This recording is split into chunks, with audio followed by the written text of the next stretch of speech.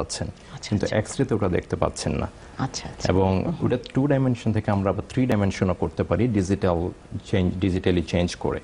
So আপনি just main অর্গানগুলো right ওয়েতে ওখানে দেখতে পাচ্ছেন, যেটা আপনি এক্স-রে মধ্যে কখনোই দেখতে পাবেন না। এটা ডায়াগনোসিসের জন্য খুবই ভালো। আচ্ছা, সিটি স্ক্যানে আমরা অনেক বেশি বিষয় জানতে পারি, অনেক বেশি ইনফরমেশন পাওয়া যায় বিভিন্ন অর্গান সম্বন্ধে, বডির ইনসাইড, অ্যানাটমি সম্পর্কে। ডক্টর আলম, আমাদেরকে কি একটু বলবেন সিটি স্ক্যান এবং এমআরআই এর মধ্যে তফাৎটা আসলে কি? আচ্ছা, সিটি স্ক্যানটা হচ্ছে একটা ডিটেক্টর আছে রেডিও অ্যাক্টিভ, ওখান থেকে একটা আয়োডিন, ওটা থেকে রেডিয়েশন হয়, ওটা তারপরে রোটেটিং ডিটেক্টর বলে এটাকে, বডির ভিতর দিয়ে যায়, তারপরে একটা কম্পিউটারে ছবি আসে।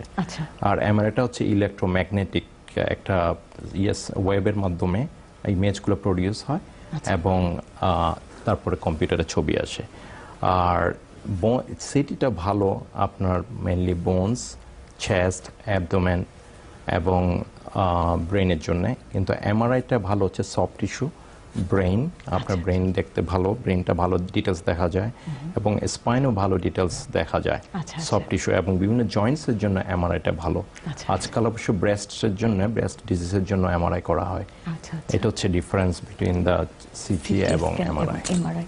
আচ্ছা ডক্টর আলম, আমাদের দর্শক অথবা আমরা যারা পেশেন্টদের মধ্যে একটা ভয় ভীতি আছে যে ওনারা সিটি এক্স-রে করতে চান না অথবা সিটি স্ক্যানে যেতে চান না, ওনারা ভাবেন যে রেডিয়েশন থেকে হয়তো ক্যান্সার হওয়ার সম্ভাবনা আছে। এই ব্যাপারে কি কিছু বলবেন? খুব ভালো একটা প্রশ্ন এটা। আমরা সবাই ভয় পাই যে সিটি স্ক্যান করলে, এক্স-রে করলে রেডিয়েশন একটা ব্যাপার। সো কিন্তু আমাদেরকে চিন্তা করতে হবে রিস্ক ভার্সেস বেনিফিট। আমরা সিটি স্ক্যান এবং এক্স-রে করে আমরা অনেক ডিজিজগুলো ডায়াগনোসিস করতে পারি, যেটা না করলে তো করাই হবে না।